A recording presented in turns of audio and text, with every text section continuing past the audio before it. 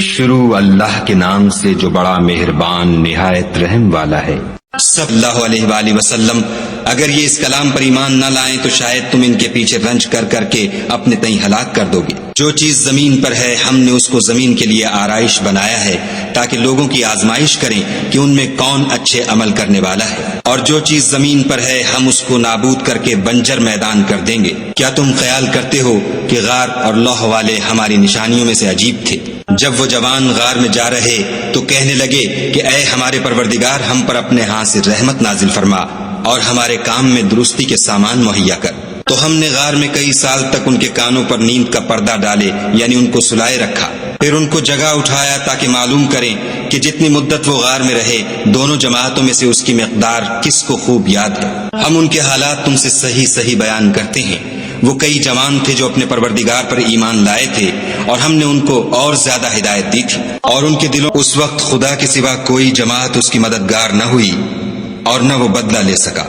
یہاں سے ثابت ہوا کہ حکومت سب خدائے برحق کی ہے، اسی کا صلہ بہتر اور اسی کا بدلہ اچھا ہے۔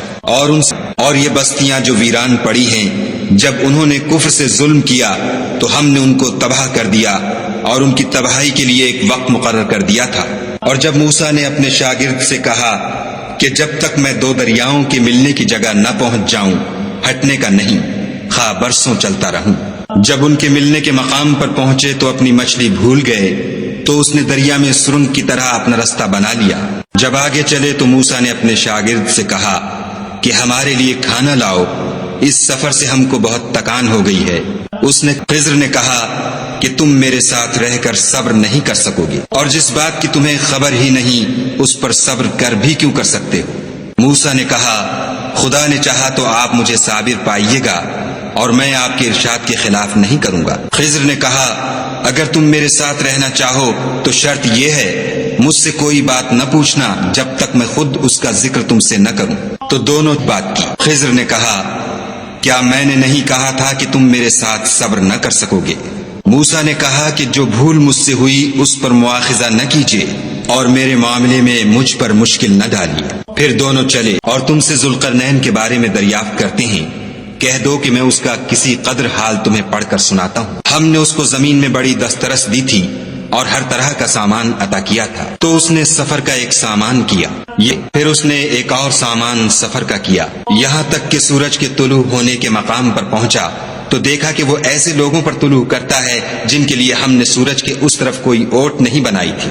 حقیقت الحال یوں تھی اور جو کچھ اس کے پاس تھا ہم کو سب کی خبر تھی۔ پھر اس نے ایک اور سامان کیا، یہاں تک کہ دو دیواروں کے درمیان پہنچا تو دیکھا کہ ان کے اس طرف کچھ لوگ ہیں کہ بات کو سمجھ نہیں سکتے۔ ان لوگوں کو چھوڑ دیں گے کہ روئے زمین پر پھیل کر ایک دوسرے میں گھس جائیں گے، اور سور پھونکا جائے گا تو ہم سب کو جمع کر لیں گے، اور اس روز جہنم کو کافروں کے سامنے لائیں گے جن کی آنکھیں میری یاد سے پردے میں تھیں اور وہ سننے کی طاقت نہیں رکھتے تھے۔ کیا کافر یہ خیال کہہ دو کہ ہم تمہیں بتائیں جو عملوں کے لحاظ سے بڑے نقصان میں ہیں؟